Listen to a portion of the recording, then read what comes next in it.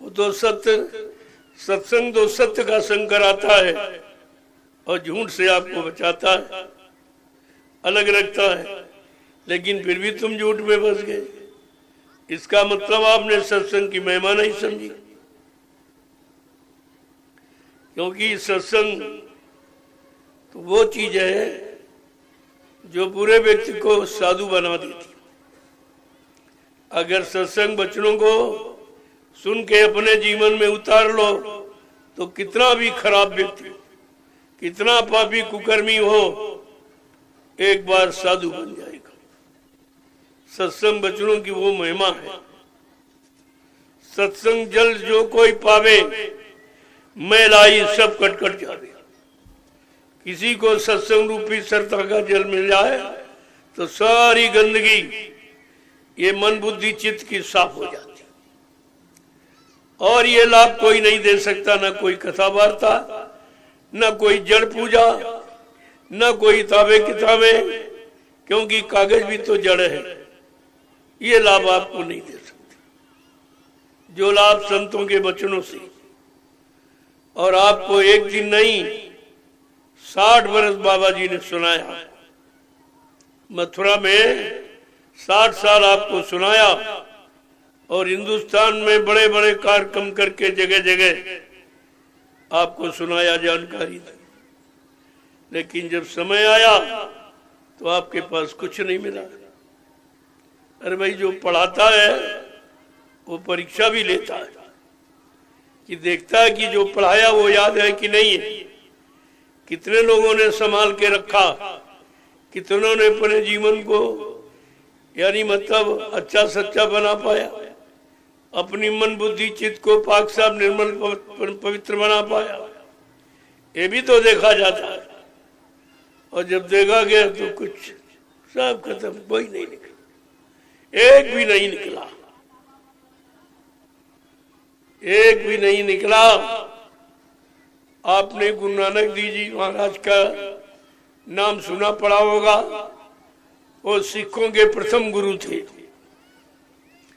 जब गुरु नानक जी महाराज के 4400 शिष्य हो गए तब उनको चिंता हो गई कि शिष्यों की संख्या तो बढ़ती जा रही है, लेकिन इसमें सच्चा मेरा आशिक, मेरा प्रेमी, मेरा भक्त कौन है जो मेरे सिवा न किसी को जानता न पहचानता, न किसी की सुनता है नहीं मानता है। ऐसा कौन व्यक्ति, ऐसा कौन जीव है जो मेरे सिवा किसी को नहीं जानता। तो उसके लिए गुरु नानक देव जी महाराज ने परीक्षा की एक तैयारी कर ली।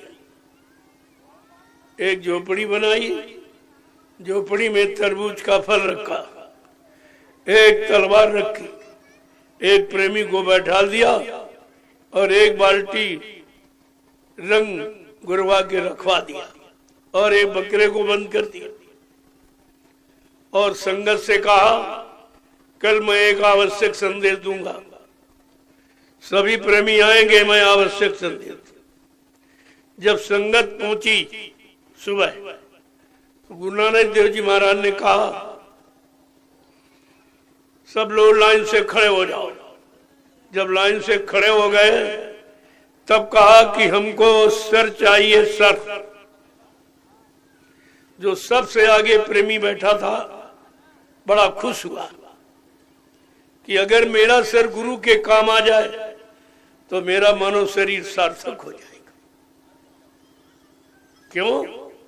गुरबाणी कहती है, शीश दिए जो गुरु मिले तो सच्चा साथ दिया। अगर शीश देकर गुरु मिल जाए तो इससे बड़ा और क्या।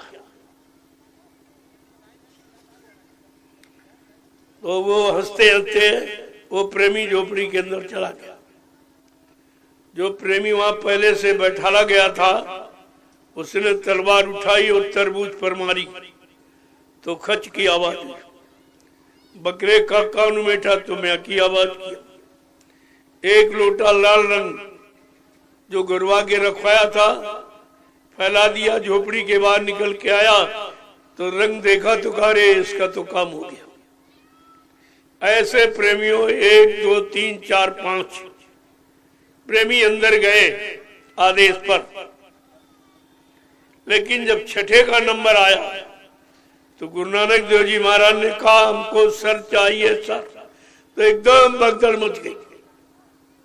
वहां तो सर मांगा गया तब भगदड़ मची, और तुम्हारे यहाँ मथुरा में कुछ नहीं मांगा गया, भगदड़ मच गई, सब भाग गए, एक भी नहीं दिखाई दिया, सब भाग गए गुरु दरबार छोड़ के।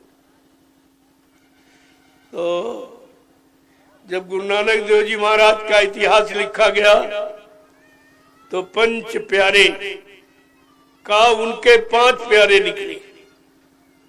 4400 शिष्यों में गुरु नानक देव जी महाराज के 5 प्यारे निकले, लेकिन मथुरा में बाबा जय गुरुदेव जी महाराज के 45 करोड़ चेलों में एक भी नहीं निकला।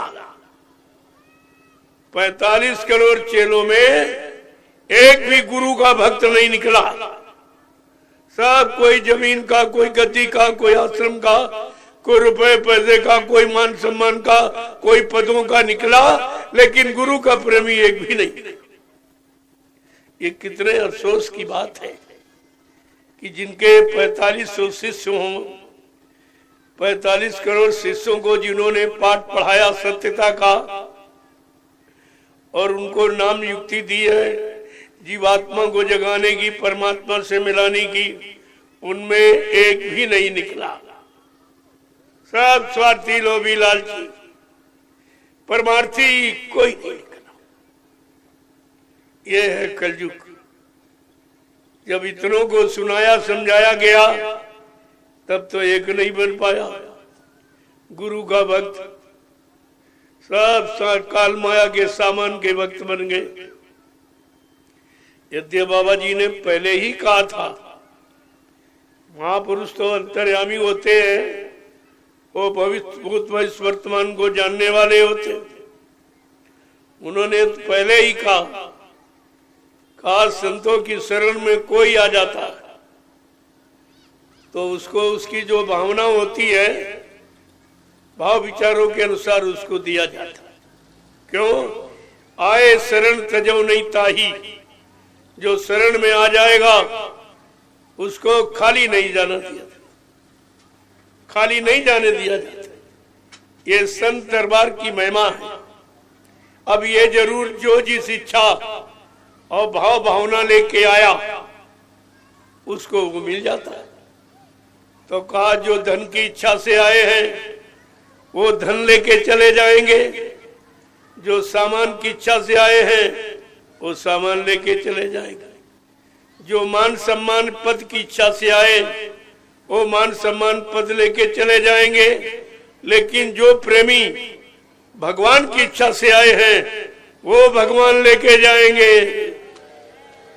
तो आपको तो शंका करनी ही नहीं चाहिए।